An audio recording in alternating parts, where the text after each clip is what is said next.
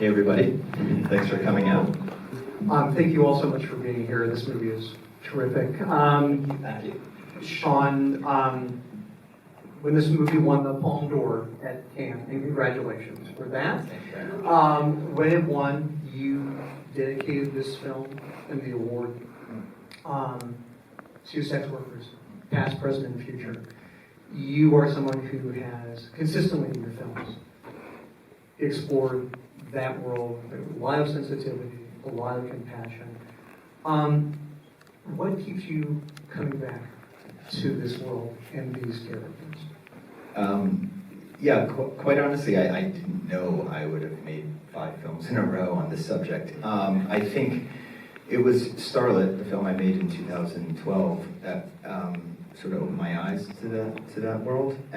We had done research in the adult film industry here in California, and I got to meet sex workers, become friends with sex workers, and hear their stories. And it really, I already had I feel that I already had a certain perception, one of empathy, but it was really hearing their stories that really made me say, okay, I feel like that. I'm not hearing these types of stories coming from contemporary film and TV, especially from the U.S. And so, that was the way we went about Starlet, was to tell the story of a young woman and show the mundane parts of her life and tell a story that wasn't directly related to her line of work. I think for the purpose of to humanize her and to make her an everyday person that one would see themselves in and identify with and root for, and I think that's just one. It's just one has led to the next. Now I think that it opened my eyes to the fact that sex work is just an umbrella term, and so there's so many aspects of sex work. So there's a million stories to be told in that world, and I think I just kept on discovering new stories to be told. And in this one, we wanted to explore the world of escorting and erotic dancing. And so we brought on a whole new set of consultants with this film, and Andrea Warehun, who wrote a beautiful memoir by the name of sorry guys, it's been a long couple of days, entitled Modern War, and I highly recommend it.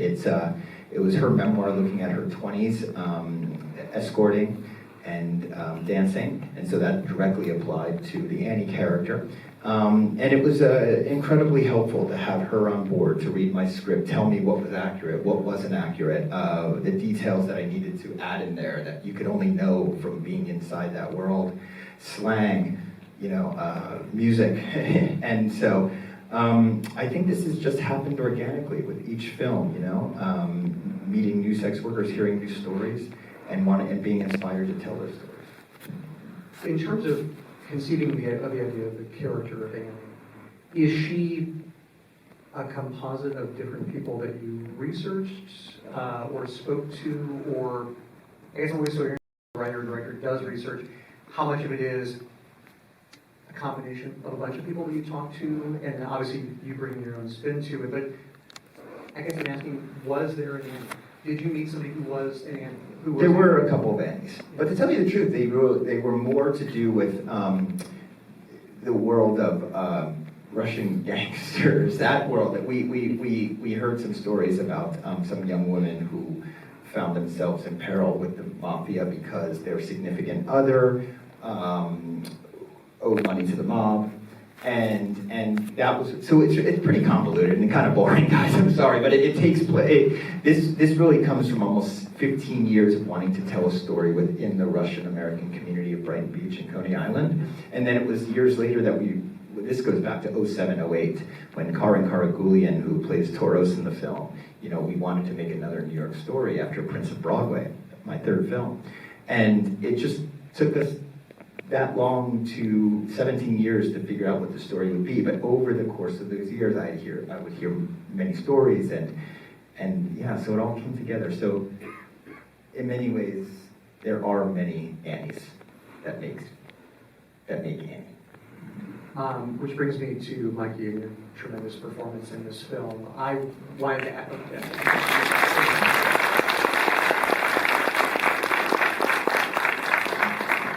you and Sean meet. He gives you this sort of this sketch, this idea of what he's thinking about for this film and your character. How soon after that did you begin your own research process? Was it waiting for the finished script? Did you already start to do research before the finished script came your way? When did that start? First of all, hi, hello everybody. Yeah, I mean, we had about a year since meeting Sean for the first time to when we were actually on set in Brighton Beach shooting. And so we were communicating while he was writing the script and I was being updated, getting to know a little bit more about who my character was. So once I started to know those little things, I would do a little bit of research here and there. But I think a majority of it came after I read the script for the first time. And that was when I realized how much research and how much I was going to need to dedicate to learning about this character, about Annie, because she's someone who felt so far away from who I am, so different from me. And so after that, I really buckled down and started educating myself and started the physical research as well. Even whilst I was working on another project, I was still constantly thinking about Annie, and I was living in Baltimore, and so I found this amazing stripper-owned pole studio where I was able to take a couple intro classes and get a feel for what that was going to be, and I immediately realized how difficult it was. And that was, I think it was great that I did that because I was like, okay, right when I get home, I'm going to need to set up a pole and practice like 5-6 hours a day or something like that because there was... Dad installed her pole. Sorry. No, he did. I don't tell my dad anything about the projects I do because he gets very excited and likes to talk about it. So I was like, Dad, can you please go pick something up for me and install it in my house? I really need your help. And he's kind of like my personal handyman. So he was like, yeah, of course, sweetheart. And he sets it up and he calls me and he was like, oh, so does this have to do with your next project? And I was like, yeah, don't worry about it, it's okay. But yeah, there was so much I needed to do, and after that I started my more intense research up until the beginning of filming. There was an interview that you gave where you talked about, in terms of that research, about dancing and that you have to be good as a dancer. You have to know how to read people, I think was the quote. I thought it was just such an interesting insight.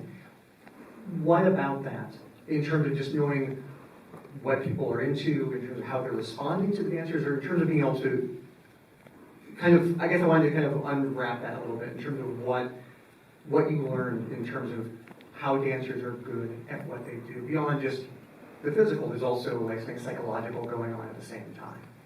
Yeah, through my research, I quickly discovered that. Like even the first time going to a strip club, I was like, wow, this job is so psychological and physical. And so talking to our incredible consultants that we brought on the film, I was able to sort of unwrap that a little bit more and what that looks like. But you have to be such an intuitive person to look around a room, see someone who you think you could get along with or have some kind of chemistry, walk up to them and try to initiate that intimacy. And it happens very quickly, and it can be very like sensitive at times. I think you have to look at someone and think, what is it that they want? What's their fantasy? You share a couple words with them, like, oh, do they want sort of like a jokey kind of time together, or do they want something more serious? And I think with that comes, you have to have an emotional intelligence. And so I realized that and tried to implicate that into Annie as a character because it's so important. And I think that through realizing that, I was able to jump into filming those scenes, which are all improvised, of Annie meeting men in the club and picking them up, talking to them. I think my background as an actor also helped because I was able to see someone and read them. Yeah. Yeah, Drew shot, we shot 3 mags for that opening scene before Annie meets Yvonne.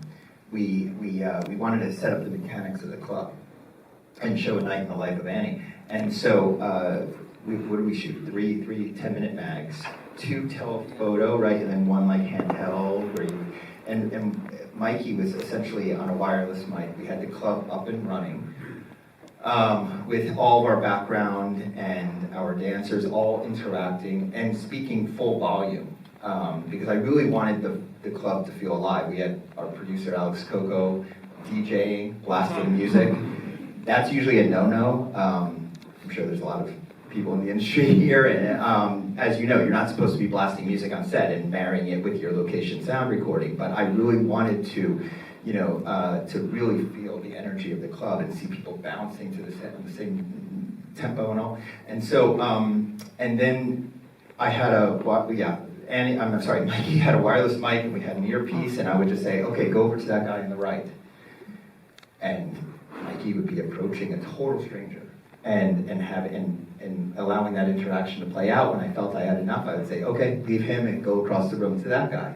And Mikey had done so much preparation, as she said, spending time in that club, shadowing dancers and everything, that she understood what these transactions and interactions would be. But also she was looking out for me as an editor, because she would make each interaction a little bit different, giving me variety, and which was just an absolute gift.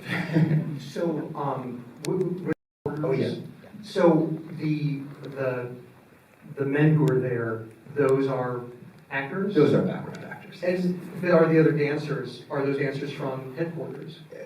Some were from headquarters, yes, and then some were from other clubs in New York. Because I'm so interested in terms of your background actors. Did you say, okay, Mikey's going to come around and she may come to you, she may not, you're just going to have to be here, and like the improvisational sort of thing of all those guys just had to be sort of open? My wonderful ADs, my first AD being Lisa Mann, obviously had to control all of this and inform these background actors what they were expecting, what to expect, and it was got a lot of gold from that.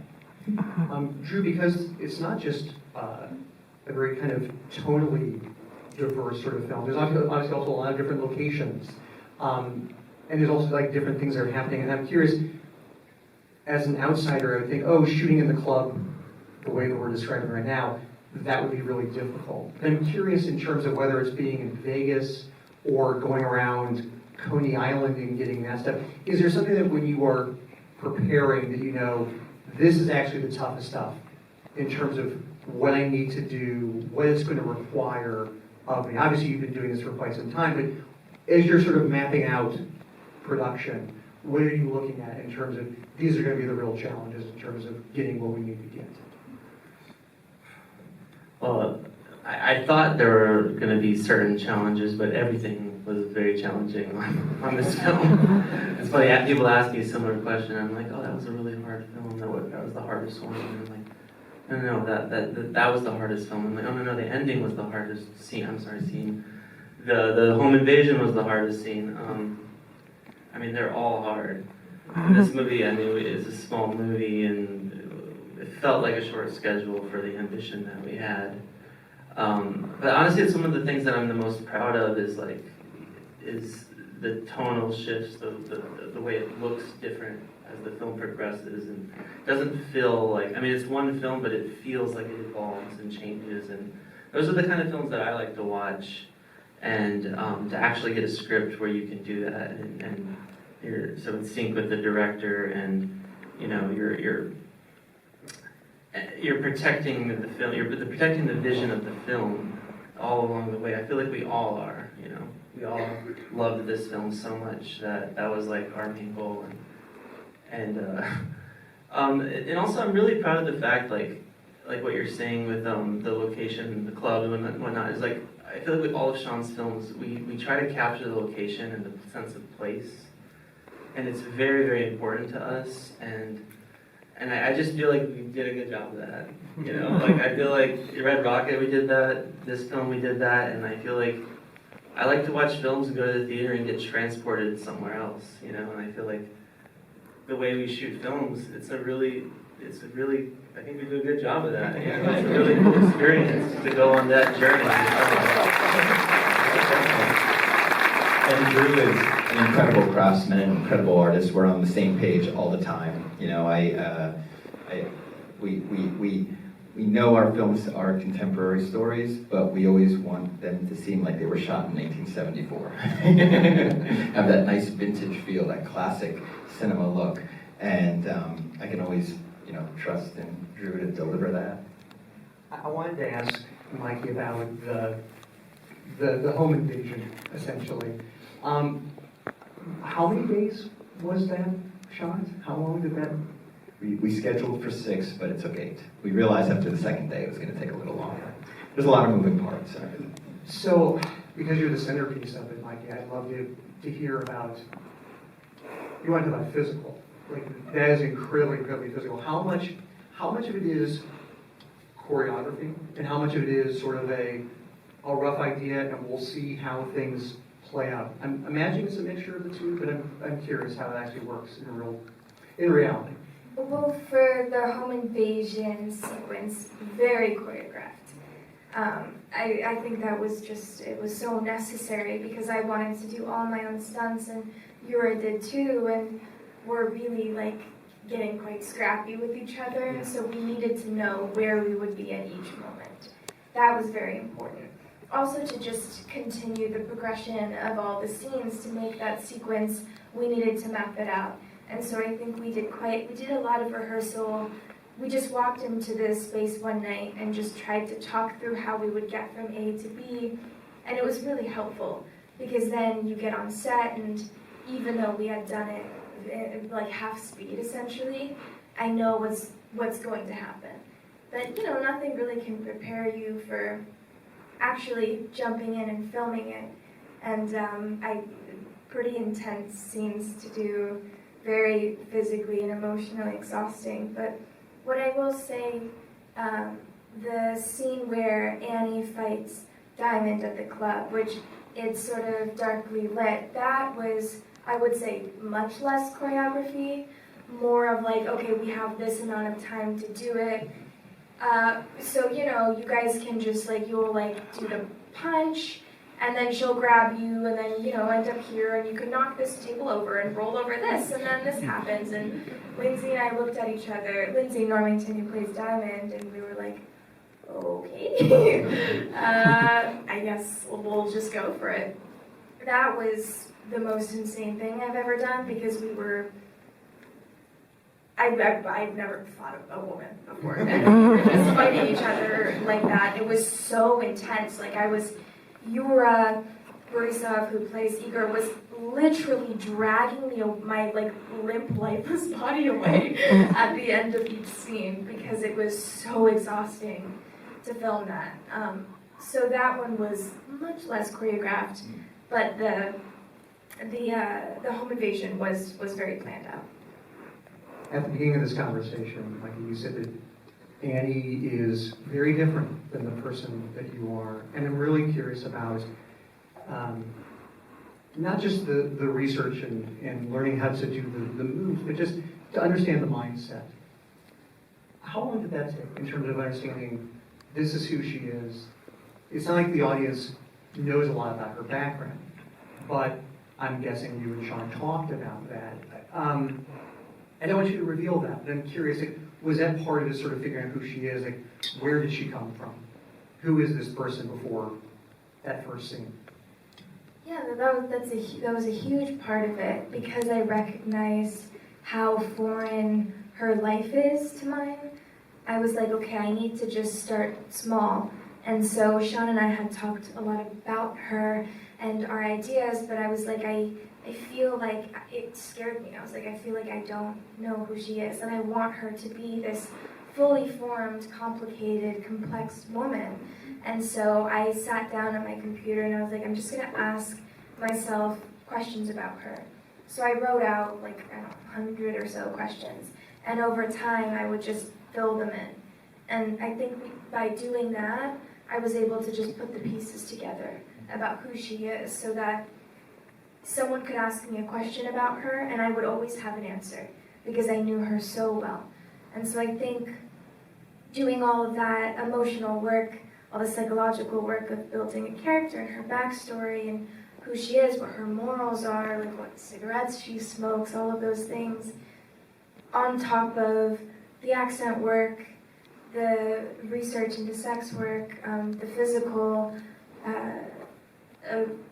physicality that I built for her.